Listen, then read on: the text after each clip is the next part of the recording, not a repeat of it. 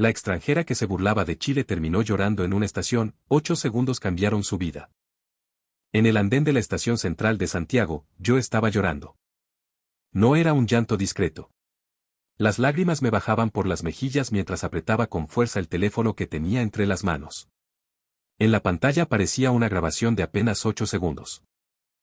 8 segundos de una melodía que, para cualquier pasajero apurado, habría sido solamente una señal de salida. Para mí, sin embargo, significaba algo completamente distinto. Una amiga había grabado aquella escena sin que yo lo supiera. Semanas después, el vídeo comenzó a circular en TikTok e Instagram. Primero lo compartieron estudiantes de música. Después aparecieron comentarios de chilenos sorprendidos, argentinos discutiendo, españoles intentando comprender y europeos preguntando qué podía tener de especial una estación ferroviaria de Santiago. En menos de una semana, las imágenes superaron los 3 millones de reproducciones. Varios medios publicaron titulares parecidos: la estudiante europea que despreciaba Chile terminó llorando por una melodía ferroviaria. Otros fueron todavía más provocadores: viajó convencida de que Chile era un país gris y regresó diciendo que le había cambiado la vida. Pero había algo que casi nadie sabía. Antes de llegar a Chile, yo no sentía curiosidad por ese país. No admiraba su cultura. No conocía su música más allá de un par de nombres. Ni siquiera quería incluirlo en nuestro recorrido. De hecho, durante meses me había burlado de Chile. Entonces, ¿qué ocurrió para que una joven que consideraba a Chile un simple relleno dentro de un viaje terminara llorando en una estación de Santiago?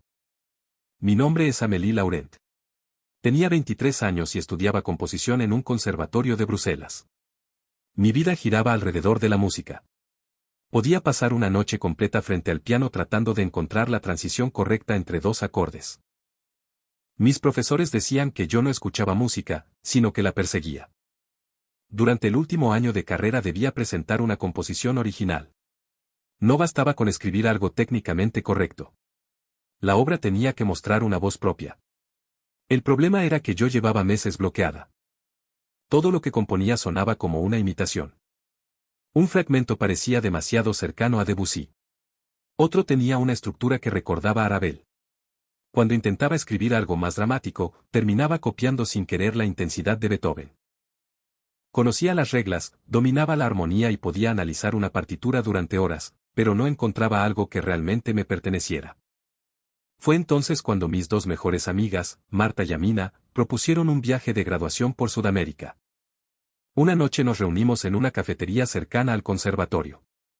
Extendimos mapas, abrimos computadores y comenzamos a discutir el itinerario.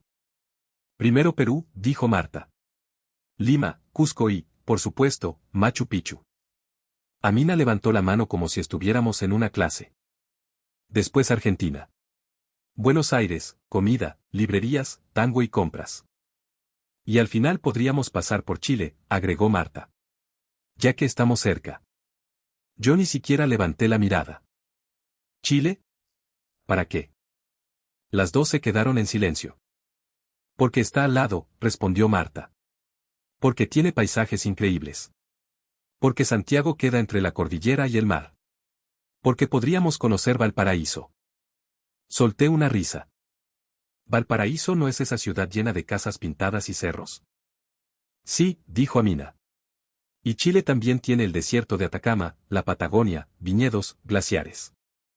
No tendremos tiempo para todo eso, la interrumpí. Si vamos, serán 2 o 3 días. Nada más. Marta cerró lentamente el computador. Hablas como si Chile fuera una escala técnica. Porque, para mí, lo es. Yo había construido una imagen de Chile sin haberlo visitado. Pensaba que era un país largo, aislado y excesivamente serio. En mi cabeza solo existían terremotos, cobre, vino, empanadas y una cordillera bonita para tomar fotografías desde un avión. También había escuchado a algunos latinoamericanos decir que los chilenos hablaban demasiado rápido, que eran fríos, que su comida era poco interesante y que Santiago parecía una ciudad europea de segunda categoría. Repetí aquellas opiniones como si fueran mías. Argentina tiene tango, literatura, fútbol y una personalidad enorme, dije. Perú tiene una civilización ancestral y una gastronomía reconocida mundialmente. ¿Pero Chile? ¿Qué ofrece Chile que no exista en otro lugar? Amina frunció el ceño. Tal vez deberías visitarlo antes de juzgarlo. No necesito visitar cada país para saber que me interesa. Aquella frase regresaría muchas veces a mi memoria. En el mapa había 3 guías de viaje. La de Perú estaba llena de marcas. En la de Argentina, Amina había anotado restaurantes, tiendas y lugares relacionados con el tango. La guía de Chile permanecía cerrada. ¿Al menos viajaremos en tren?, preguntó Marta. ¿En Chile? Ni siquiera tienen los trenes rápidos de Europa. No todo se trata de velocidad. En transporte sí. Yo estaba tan convencida de mis opiniones que no veía ninguna posibilidad de estar equivocada. Nuestra primera parada fue Perú. Llegamos llenas de entusiasmo. Yo esperaba encontrar inspiración en las montañas, en los instrumentos andinos y en la historia de las antiguas civilizaciones. Durante los primeros días vimos lugares realmente impresionantes. Sería injusto negar su belleza. Hubo momentos en que el paisaje me dejó sin palabras. Sin embargo, también tuvimos experiencias agotadoras. En una terminal terrestre nos vimos atrapadas entre vendedores, pasajeros, maletas y conductores que gritaban nombres de destinos. Amina fue empujada mientras intentaba subir a un autobús. Un hombre tomó su equipaje sin pedirle permiso y luego exigió dinero por haberlo movido apenas unos metros. En un mercado, varias personas comenzaron a fotografiarnos. Al principio lo tomamos con humor. Después, un grupo de hombres siguió a Amina durante 2 calles mientras hacía comentarios sobre su pañuelo. Ella les pidió que se detuvieran. No lo hicieron. Quiero ser clara, no estoy diciendo que todo un país fuera de esa manera. Conocimos personas amables y recibimos ayuda sincera. Pero cuando uno está viajando, cansado y vulnerable, una sola experiencia desagradable puede ocupar más espacio en la memoria que 10 momentos positivos. El problema fue que las situaciones se acumularon. En un trayecto nocturno, un pasajero reprodujo vídeos sin audífonos durante horas. Un niño corrió por el pasillo mientras sus padres dormían. Al amanecer, el suelo estaba cubierto de envoltorios, vasos y restos de comida.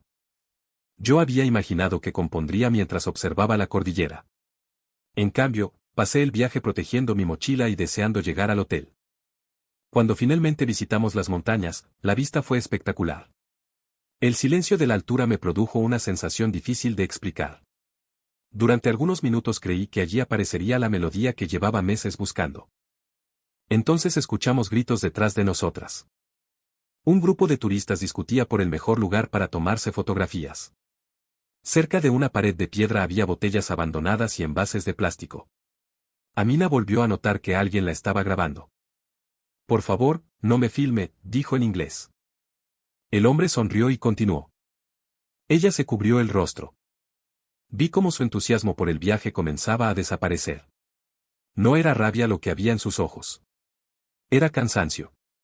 Esa clase de cansancio que aparece cuando tienes que explicar una y otra vez que mereces el mismo respeto que cualquier otra persona. Marta intentó animarnos. Argentina será diferente. Yo asentí. Todavía confiaba en que Buenos Aires me devolvería la inspiración. Al llegar, la ciudad nos impresionó. Había edificios elegantes, librerías inmensas, teatros y cafeterías llenas de historia. Caminamos durante horas por avenidas que parecían no terminar nunca. Escuchamos tango en una plaza y durante algunos minutos sentí nuevamente esa emoción que había ido a buscar. Pero la tranquilidad duró poco. El primer problema ocurrió con un taxi. El conductor nos aseguró que el sistema de pago habitual no funcionaba y que debía cobrarnos una tarifa especial. Marta revisó la ruta en el teléfono y descubrió que estábamos dando vueltas innecesarias. El hotel queda en la otra dirección, dijo. El hombre no respondió. Cuando llegamos, el precio era más del doble de lo esperado. Es tarifa para turistas, explicó con total tranquilidad. Aquella frase me produjo una mezcla de rabia e impotencia. No porque el dinero fuera suficiente para arruinar el viaje, sino porque el conductor parecía considerar normal aprovecharse de alguien por ser extranjero. Esa noche fuimos a un restaurante muy recomendado. Amina preguntó si había platos sin cerdo y si podían indicarle cuáles contenían alcohol o ingredientes que no fueran compatibles con sus restricciones religiosas. El camarero puso los ojos en blanco. Esto es Argentina. Acá se come carne. Puedo comer carne, respondió ella. Solo necesito saber qué ingredientes utilizan. No podemos cambiar toda la cocina por una persona. No estoy pidiendo que cambien nada. Solo quiero información. El hombre se alejó sin responder. Minutos después apareció otro empleado y dejó varios platos sobre la mesa. Nosotras no pedimos esto, dijo Marta. Ya está preparado. Pero no lo pedimos. Si se sentaron, tienen que consumir. Amina intentó explicar nuevamente su situación. El empleado la interrumpió y dijo algo que todavía recuerdo. Si es tan complicado, quizá no debería viajar. Amina se quedó inmóvil. Sus ojos se llenaron de lágrimas, pero no quiso llorar frente a ellos. Se levantó, tomó su bolso y salió del restaurante. Marta y yo la seguimos. En la calle, Amina respiraba con dificultad. Yo no pedí un trato especial, dijo. Solo quería que me hablaran con respeto. Aquella noche regresamos al hotel sin cenar. Buenos Aires seguía brillando detrás de la ventana. Los autos pasaban, las luces de los edificios iluminaban las avenidas y desde algún bar cercano llegaba música. Sin embargo, para nosotras todo parecía distante. Al día siguiente teníamos un vuelo a Santiago. Todavía podemos cancelar Chile y regresar a Europa, dije. Marta negó con la cabeza. Ya pagamos los pasajes. Perderíamos menos dinero que quedándonos. No quiero cancelar, respondió Amina. La miré sorprendida.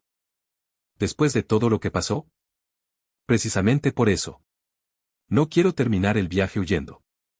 Yo acepté, aunque sin entusiasmo. Durante el vuelo miré la cordillera desde la ventana. Las montañas aparecieron bajo el avión como una muralla interminable. Sus cumbres blancas parecían tan cercanas que por momentos sentí que podíamos tocarlas. Era hermoso, pero me negué a emocionarme.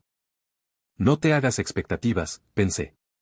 Chile será otra ciudad, otro aeropuerto y otro grupo de personas tratando de venderte una experiencia para turistas. Cuando aterrizamos en Santiago, las tres estábamos agotadas. Salimos del avión en silencio. Amina caminaba mirando el suelo. Marta revisaba constantemente sus pertenencias. Yo observaba a las personas a nuestro alrededor, preparada para cualquier problema. Entonces ocurrió algo extraño. Nadie nos empujó. El aeropuerto estaba lleno, pero el movimiento parecía ordenado. Los pasajeros avanzaban sin gritar. Las señales eran claras. Había información en español y en inglés. Cuando dudamos frente a un pasillo, una funcionaria se acercó antes de que preguntáramos. ¿Necesitan ayuda? Su inglés no era perfecto, pero su disposición sí. Nos explicó dónde retirar las maletas, dónde cambiar dinero y qué transporte oficial podíamos utilizar para llegar al centro de Santiago. No acepten servicios de personas que se acerquen fuera de los mesones autorizados, advirtió. Usen solamente transporte registrado. Yo la miré con desconfianza. Esperaba que después intentara vendernos algo. No ocurrió. Sonrió, dijo que tengan una buena estadía y continuó ayudando a otros pasajeros. En el sector de equipajes, una maleta cayó al suelo. Un hombre que pasaba cerca la levantó y la puso nuevamente en posición. Después siguió caminando sin pedir dinero ni esperar agradecimientos. Marta me miró. ¿Viste eso? Fue solo una maleta. Sí. Pero la levantó y se fue. Salimos del aeropuerto y abordamos un vehículo oficial. Durante todo el trayecto vigilé la aplicación de mapas. Después de la experiencia de Buenos Aires, no confiaba en ningún conductor. El chofer se llamaba Mauricio. Tendría unos 50 años y hablaba con esa velocidad chilena que al principio nos resultaba casi imposible de seguir. Cualquier cosa que no entiendan, me dicen y hablo más lento, comentó al notar nuestras expresiones. No tomó desvíos. No inventó tarifas. No intentó llevarnos a tiendas ni ofrecernos recorridos adicionales. Mientras avanzábamos hacia Santiago, señaló la cordillera. Hoy está despejado. Tuvieron suerte. A veces la contaminación no deja verla bien. Me sorprendió que dijera eso. En otros lugares, muchas personas habían intentado convencernos de que todo era perfecto. Mauricio, en cambio, hablaba con una honestidad brutal. Nos contó que Santiago tenía problemas de congestión, desigualdad y contaminación. Se quejó del precio de los arriendos, de los políticos y del transporte en hora punta. Después nos recomendó un lugar donde probar empanadas y otro donde beber mote con huesillos. Los chilenos reclamamos por todo, dijo riendo. Pero cuando uno sale, igual echa de menos este país. Aquella frase me quedó dando vueltas. Al llegar al hotel, una recepcionista saludó a Amina y revisó nuestra reserva. Veo que informó una restricción alimentaria, dijo. Mañana tendremos una opción de desayuno sin cerdo. También podemos mostrarle los ingredientes de los productos para que usted decida con tranquilidad. Amina no respondió de inmediato. ¿Leyeron la observación? Por supuesto. En otros hoteles nunca la miran. Aquí tratamos de hacerlo. De todas maneras, mañana puede hablar directamente con cocina por si tiene alguna duda. Los ojos de Amina se llenaron de lágrimas. La recepcionista no hizo preguntas incómodas. No intentó tocarla ni la obligó a explicar lo que había ocurrido. Simplemente acercó una caja de pañuelos y esperó en silencio. Perdón, dijo Amina. No estoy llorando por ustedes. No tiene que pedir perdón, respondió la mujer. Ojalá pueda descansar. Mientras subíamos en el ascensor, nadie habló. Yo había pasado semanas diciendo que Chile sería igual que cualquier otro lugar. Sin embargo, desde que aterrizamos, todavía no había tenido una sola razón para quejarme. A la mañana siguiente recorrimos el centro de Santiago. La ciudad no era perfecta. Había ruido, vendedores ambulantes, edificios rayados y personas apuradas. En algunas calles vimos basura. También había congestión, bocinazos y sectores que se sentían descuidados. Esa realidad, curiosamente, hizo que todo pareciera más creíble. Chile no era una maqueta. No era el país impecable que algunos vídeos turísticos intentaban vender. Había problemas visibles. Lo diferente era la forma en que muchas personas reaccionaban dentro de esa imperfección. En el metro, una mujer embarazada subió a un vagón lleno. 3 personas se levantaron al mismo tiempo para ofrecerle el asiento. Un joven ayudó a un hombre mayor a bajar una escalera. Cuando Amina quedó atrapada con su maleta frente a una puerta, una mujer la tomó suavemente del brazo y le dijo: «Pase usted primero, no más». Algunas personas hablaban por teléfono. Otras escuchaban música. No existía un silencio absoluto ni una disciplina militar. Pero la mayoría utilizaba audífonos y bajaba la voz al entrar al vagón. En una estación nos confundimos de combinación.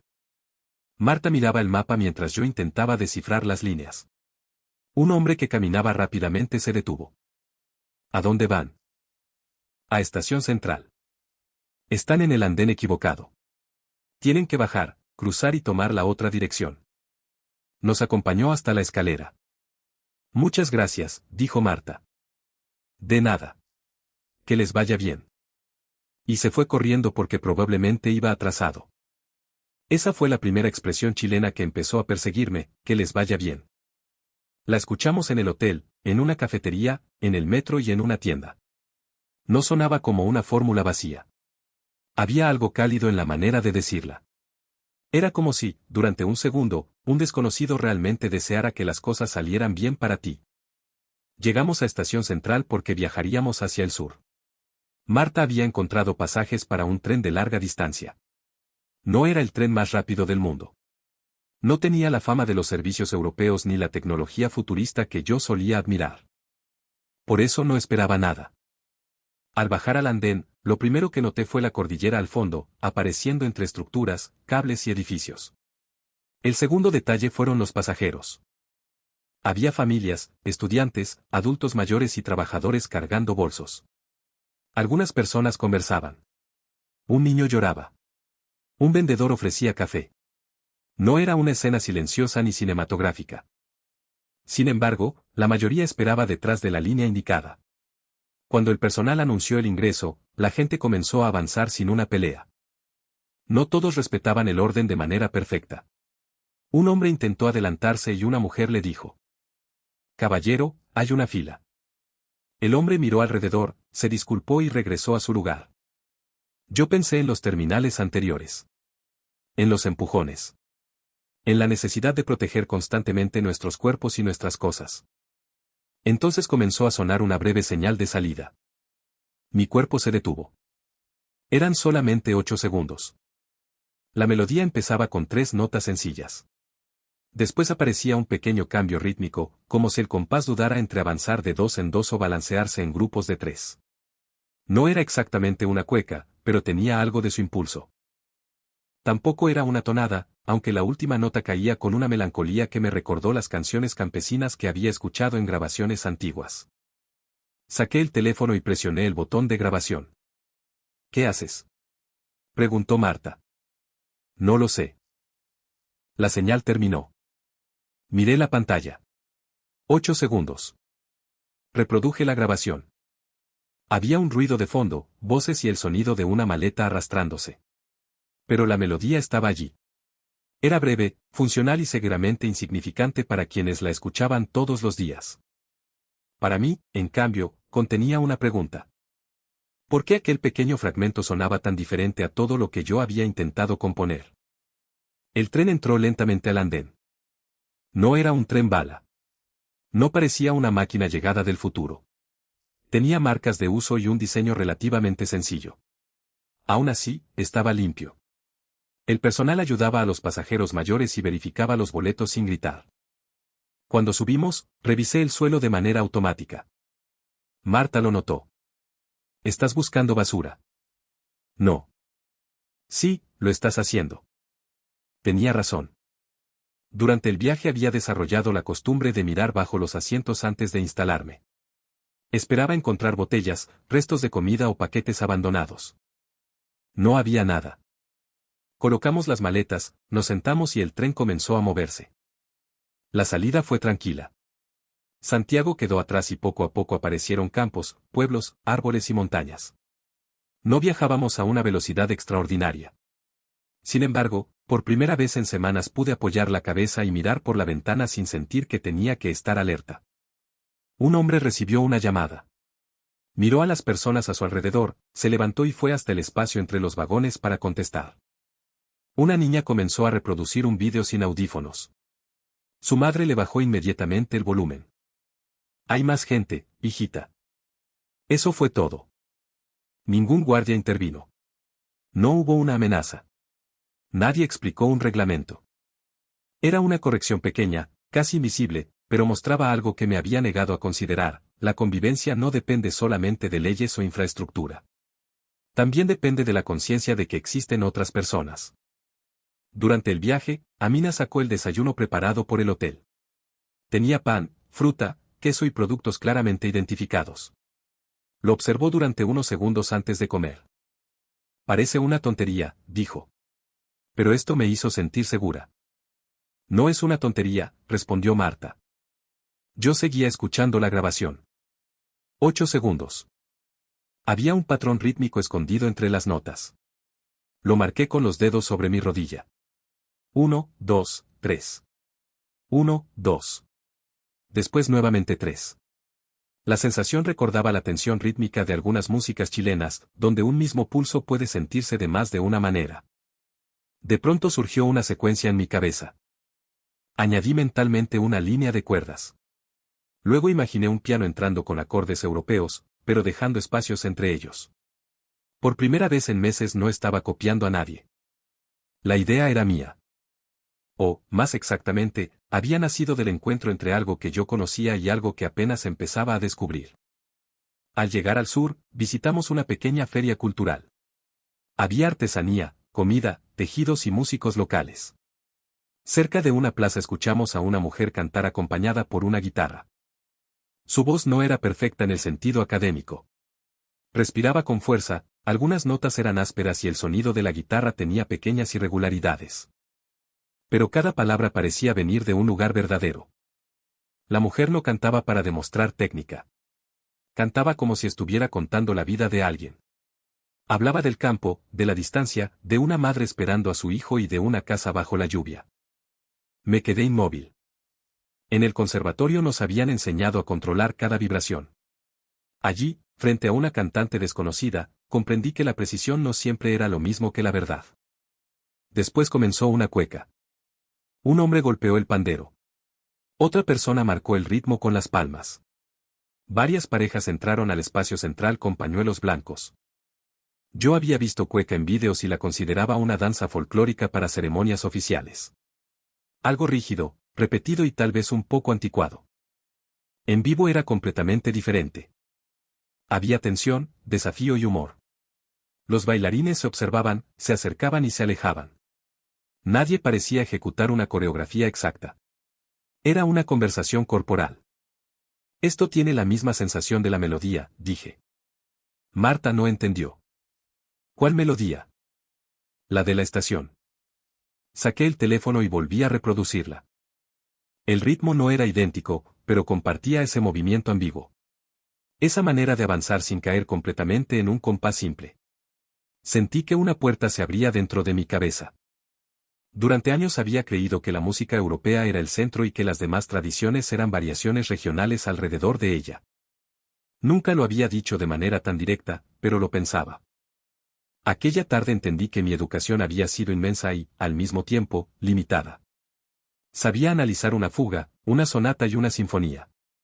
Podía explicar modulaciones complejas. Sin embargo, no comprendía la guitarra traspuesta, la cueca, la tonada, el canto a lo poeta ni las formas en que la música chilena convertía la vida cotidiana en memoria. Yo no había llegado a Chile para aprender. Había llegado creyendo que ya sabía lo suficiente. Esa era mi verdadera arrogancia. De regreso en Santiago, fuimos a un pequeño restaurante. Amina preguntó por los ingredientes de una sopa. La dueña llamó personalmente a la cocinera. No queremos decirle algo equivocado, explicó. Mejor que ella le cuente exactamente lo que tiene. La cocinera salió, describió los ingredientes y ofreció preparar una opción distinta. No quiero causar molestias, dijo Amina. No es molestia. Le hacemos algo sencillo y listo. La comida tardó un poco más. Cuando llegó, la dueña dejó también una pequeña porción de sopaipillas. Para que pruebe algo chileno que sí pueda comer. Amina sonrió. Yo observé la escena pensando en el restaurante de Buenos Aires. La diferencia no estaba en que Chile fuera un país sin personas groseras. Seguramente las había. La diferencia estaba en que aquellas mujeres no consideraban la necesidad de Amina como una amenaza ni como un capricho. La trataron como a una persona. A veces hablamos de hospitalidad como si significara sonreír a los turistas o venderles una imagen bonita.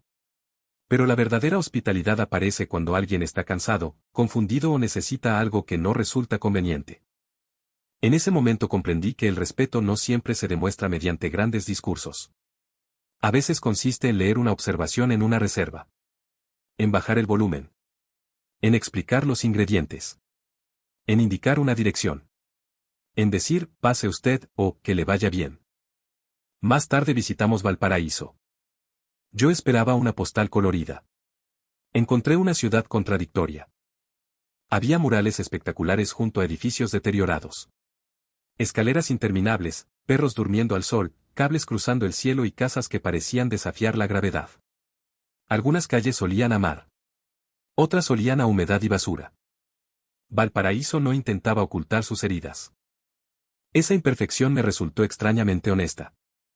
Subimos por un cerro buscando un mirador y terminamos perdidas. La señal del teléfono fallaba. Doblamos por una calle equivocada y llegamos a un pasaje sin salida. Un hombre mayor estaba sentado afuera de una casa. ¿Buscan el mirador?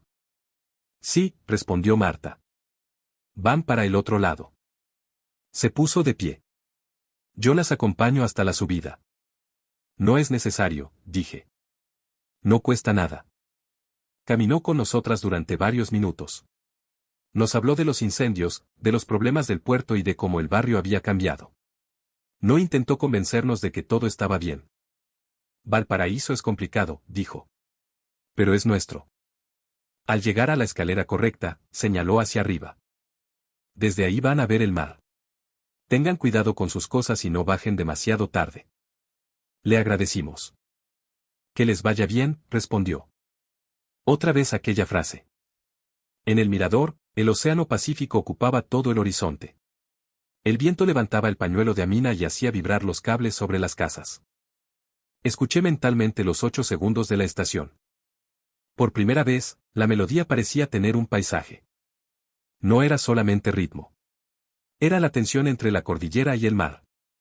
Entre una ciudad moderna y un país que seguía cargando cicatrices.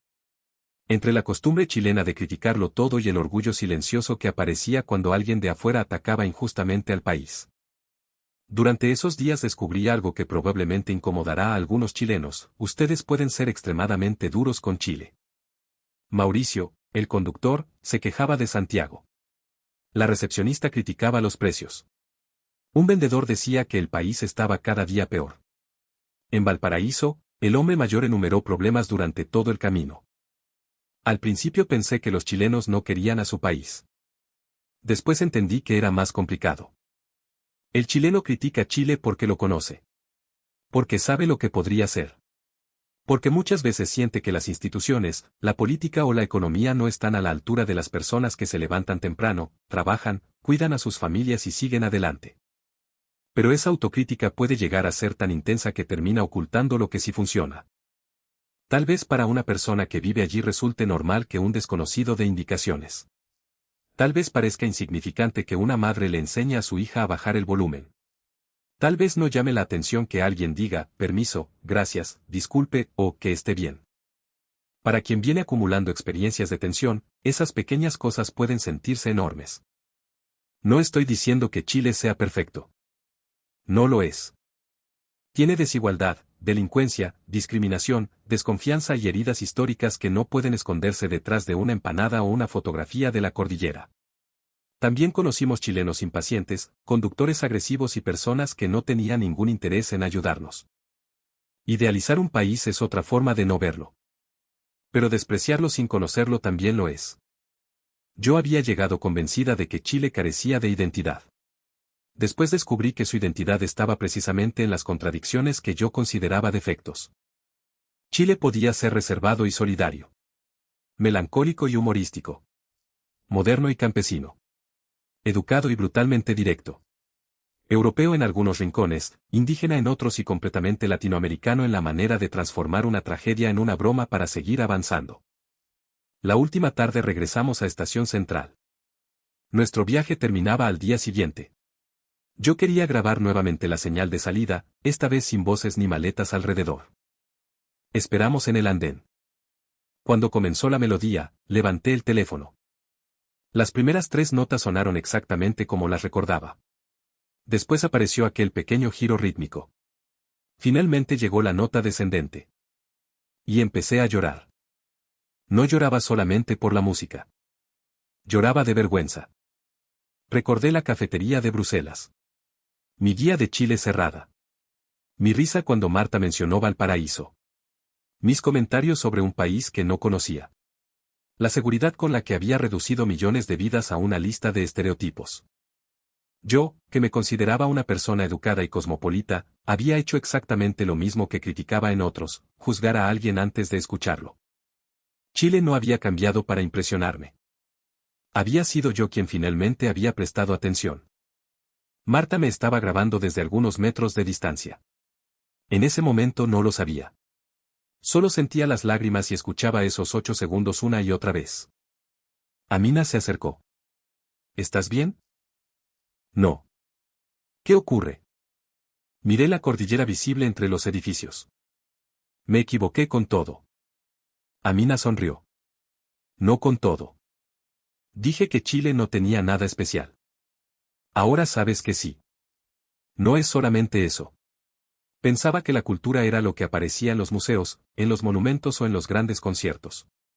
Pero la cultura también está en la forma en que una persona trata a otra cuando nadie la obliga. Amina tomó mi mano. Entonces escribe sobre eso. Al regresar a Bélgica, comencé mi composición de graduación. La titulé 8 segundos entre la cordillera y el mar. Utilicé la grabación de la estación como punto de partida. No copié la melodía. Analicé su movimiento, su ritmo y la sensación que me había producido. Construí una sección inspirada en la tensión de la cueca y otra basada en las estructuras armónicas europeas que había estudiado durante años. El piano representaba mi educación. Las cuerdas imitaban el movimiento del tren. Una percusión discreta introducía el patrón rítmico que había escuchado en la feria. Entre cada sección dejé largos espacios de silencio. Antes de Chile, yo habría considerado esos silencios como vacíos que debían llenarse. Después de Chile comprendí que un silencio también puede contener memoria. Trabajé durante 6 meses. El día de la presentación, el auditorio estaba lleno de profesores, estudiantes y familiares. Cuando terminó la última nota, nadie aplaudió inmediatamente. Durante algunos segundos hubo un silencio completo. Luego comenzaron los aplausos. Mi profesor se acercó y me preguntó dónde había encontrado aquella voz musical. En Chile, respondí. ¿En un concierto? En una estación. Conté la historia de los 8 segundos, del viaje y de mis prejuicios. Marta, que se encontraba entre el público, me envió el vídeo esa misma noche. Creo que ya puedes ver esto, escribió. Abrí el archivo. Allí estaba yo, de pie en el andén de Estación Central, sosteniendo el teléfono mientras lloraba. Detrás aparecían pasajeros subiendo al tren. Algunos miraban con curiosidad. Otros continuaban caminando. La melodía se escuchaba de fondo. Decidí combinar el vídeo con un fragmento de mi composición.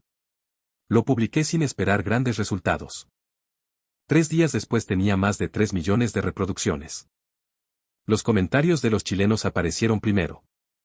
Vivimos reclamando y tuvo que venir una extranjera para recordarnos lo que tenemos. Jamás pensé que alguien pudiera emocionarse por una señal de Estación Central. Chile no es perfecto, pero igual se quiere. Vuelva cuando quiera. Le falta conocer el norte, Chiloé y la Patagonia. También hubo críticas. Algunos dijeron que estaba romantizando el país. Otros aseguraron que mi experiencia no representaba la realidad. Varias personas escribieron que seguramente me habían tratado bien porque era europea. Y en parte tenían razón. Mi experiencia no podía representar a todo Chile. Ningún viaje de pocos días puede hacerlo. También era posible que mi apariencia, mi nacionalidad y mi situación económica hubieran influido en el trato recibido. Pero aquello no anulaba lo que había vivido. Yo no afirmaba que Chile fuera un paraíso. Decía algo mucho más sencillo y, para algunos, más polémico, había llegado creyendo que Chile no tenía nada que enseñarme y descubrí que mi ignorancia era mucho mayor de lo que imaginaba. Un medio chileno solicitó una entrevista. Después llegó una invitación de una radio. Finalmente, un programa cultural europeo quiso hablar sobre la composición. En una de las entrevistas, la presentadora me preguntó: ¿qué fue lo más impresionante de Chile? ¿La cordillera, Valparaíso, la música o la comida? Pensé durante algunos segundos. La manera en que las cosas pequeñas comenzaron a cambiar mi percepción. ¿Puede dar un ejemplo? Una persona que interrumpe su camino para ayudarte. Alguien que no reproduce música a todo volumen porque entiende que hay más pasajeros. Una cocinera que sale a explicar los ingredientes. Una frase como, que le vaya bien, dicha por alguien que probablemente nunca volverás a ver. La presentadora sonrió. Muchos chilenos dirían que eso es normal. Ese es precisamente el problema. Cuando algo bueno se vuelve normal, uno deja de verlo. Meses después recibí un mensaje de Mauricio, el conductor que nos había llevado desde el aeropuerto. Alguien le había mostrado el vídeo. Señorita Amélie, escribió, me alegra que le haya gustado Chile. Pero le aviso que todavía le falta mucho. No conoció ni el 1%. Tenía razón. Chile seguía siendo, en gran parte, un desconocido para mí. No había visto Atacama bajo las estrellas. No había escuchado el viento de la Patagonia. No había visitado Chiloé ni conocido las culturas originarias con la profundidad que merecían. No había vivido un invierno lluvioso en el sur ni un verano seco en la zona central. Pero ya no hablaba desde la arrogancia. Ahora sabía que un país no puede medirse solamente por sus monumentos, sus cifras económicas o la velocidad de sus trenes. Un país también se revela en los gestos que sus habitantes consideran demasiado pequeños para mencionar. Por eso, cuando me preguntaron finalmente qué significaba Chile para mí, no hablé de perfección. Dije: Chile fue el país que me enseñó a escuchar antes de juzgar. La periodista esperó que agregara algo más. No lo hice. Porque después de un viaje lleno de ruido, discusiones, prejuicios y decepciones, Chile me había entregado una lección inesperada. A veces no se necesitan grandes discursos. A veces bastan 8 segundos, una cordillera al fondo y un desconocido diciéndote con absoluta sinceridad: que te vaya bien.